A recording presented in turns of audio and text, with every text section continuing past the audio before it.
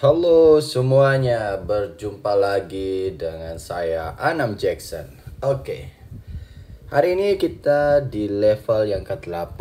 Kita akan membahas tentang salah satu part ya, tentang tubuh manusia, yaitu tangan. Kita akan menggambar hari ini tentang tangan. Kenapa kita harus menggambar tangan? Nah, ternyata tangan ini adalah salah satu tantangan ya, tantangan bagaimana kita menggambar dengan baik. Dan tangan ini sama sulitnya seperti melukis wajah juga, tetapi yang bikin sulit di sini karena arahnya itu banyak banget ya, bisa dari depan, belakang, tampak atas, tampak bawah, samping, pojok dan lain-lainnya. Nah, kalau dilihat di sini, dan saya sambil menjelaskan ya, saya akan mulai, dan teman-teman juga ya kalau mau mengikuti ini juga mau ikut menggambar, silahkan langsung siapkan pensilnya dan juga kertasnya tentunya ya. Jadi teman-teman, tadi saya jelaskan itu dari berbagai macam menggambar posisi tangan ini memang butuh effort yang lebih. Kenapa? Karena menggambar tangan, kata ada seorang seniman yang terkenal di Jogja yang sudah legend ya, sudah wafat, almarhum Afandi. Ketika kalian bisa menggambar tangan dan wajah, itu menggambar yang lain itu mudah ya. Saya pernah membaca satu quotes tentang itu.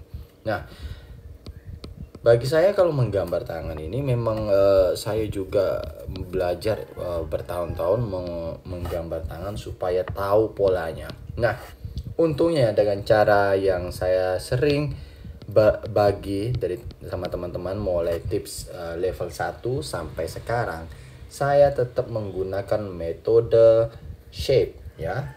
Bagi saya paling gampang itu. Karena apa? Kalau kita membuat sebuah apapun itu gambar referensi dengan bantuan shape, maka dalam otak kita ini bisa melihat, oh ini bentuk asalnya seperti ini.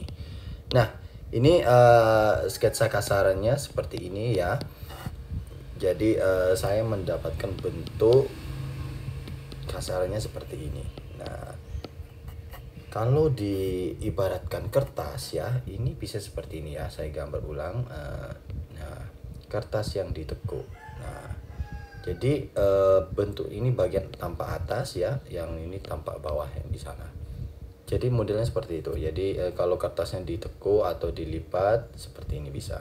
Jadi itu yang ide awalnya saya dapat. Yang kedua, saya tinggal menambahkan seperti ini ya, mirip kayak kemarin stick kayak gitu ya. Nah, ini fungsinya juga tetap. Kemudian di bagian jari ya, pada umumnya dia itu lurus ya, bagian titik-titik tertentu. Nah, tetapi kan namanya ukuran jari kan beda-beda ya, maksudnya panjangnya ya. Ada yang lebih panjang dikit. Nah, tapi coba kalian search tentang cara menggambar tangan atau how to draw hand.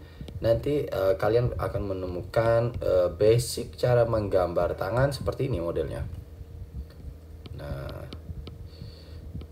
Nah, mungkin pada umumnya teman-teman yang baru pertama kali menggambar tangan, mungkin sejak SD atau masih kecil, kalian kan sering menggambar tangan dengan cara menempelkan ke kertas. Nah, saya juga kayak gitu ya, belajarnya juga hampir mirip. Nah, ketika kita mau ganti arahnya, arah menunjuk dan lain-lainnya, itu menjadi agak sulit. Nah, dan ini juga melatih kita supaya kita menggambar tangan agar tidak terlihat aneh ya. Kadang kadang terlalu panjang, terlalu pendek. Nah, terlalu kurus. Nah, ini di sini yang fungsi untuk dilatih. Nah, ini anatomi salah satu part di untuk manusia ya. Mungkin tangan monyet atau gorila dan lain-lainnya itu hampir mirip ya. Nah, ini posisi dari samping dari sini ya. Jadi dari samping dari sini, jadi nampaknya dari atas. Belum lagi nanti ekspresi-ekspresi. Karena tangan ini juga bisa berekspresi loh ya. Jadi hampir mirip kayak wajah. Dia bisa berekspresi seperti marah, ekspresi yang menunjukkan bahagia ya. Kalian kan misalnya ya di saat senang ya, atau diapresiasi teman, atau ya minimal diapresiasi itu dalam bentuk di applause ya, atau dikasih jempol. Nah, itu juga bentuk ekspresi. Nah, ternyata tangan memang seperti itu. Dia juga memiliki ekspresi yang bisa menjelaskan. Kan ada juga bahasa isyarat ya. Nah, kalau kalian tahu ya bahasa isyarat, mereka menggunakan tangan.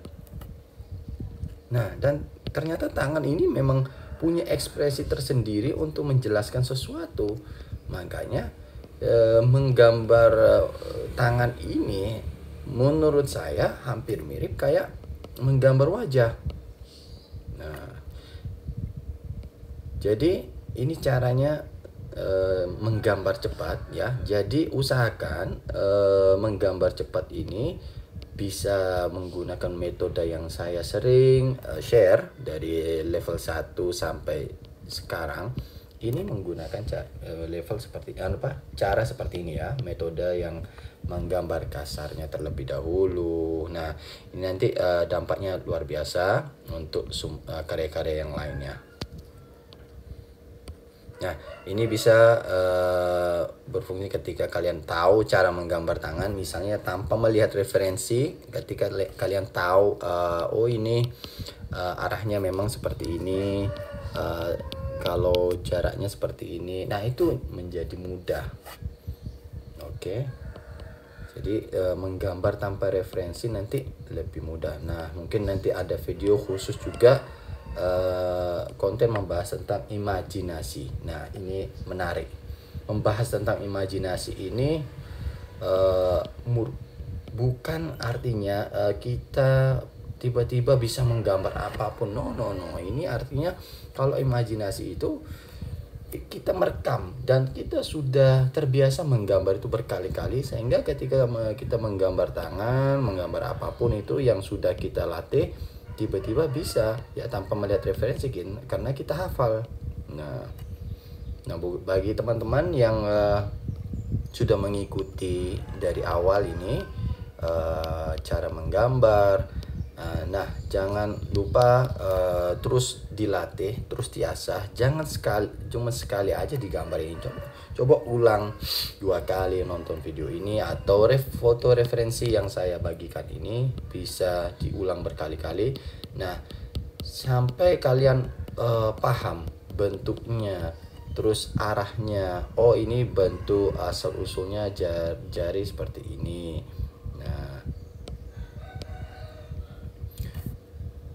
dan anatomi dan gambar-gambar yang lain. Nah, semakin banyak berlatih semakin baik juga. Nah, jadi kalau kalian menggambar lebih banyak ya, artinya kan banyak latihan, semakin bagus.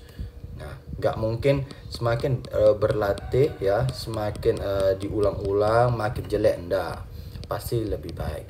Nah, artinya tetap belajar dari kesalahan. Kenapa kalau sekarang nggak mirip? Kenapa kok bisa nggak mirip? Nah, makanya dari sini saya menyarankan kepada teman-teman, kalau ingin berdiskusi, ingin membahas, barangkali mau bertanya, silahkan diupload di sosial media, di di Instagram ya.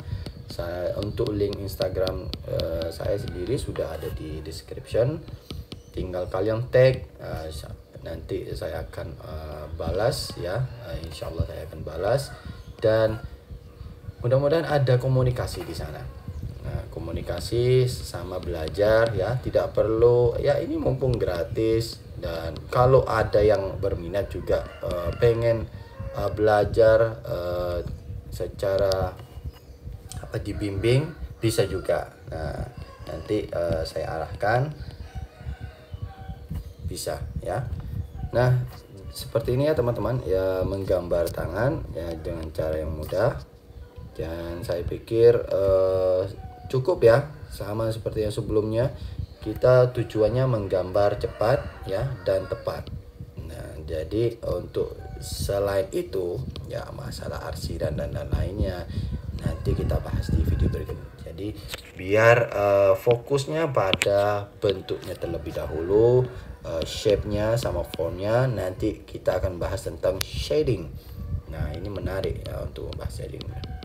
Oke, sampai di sini ya teman-teman.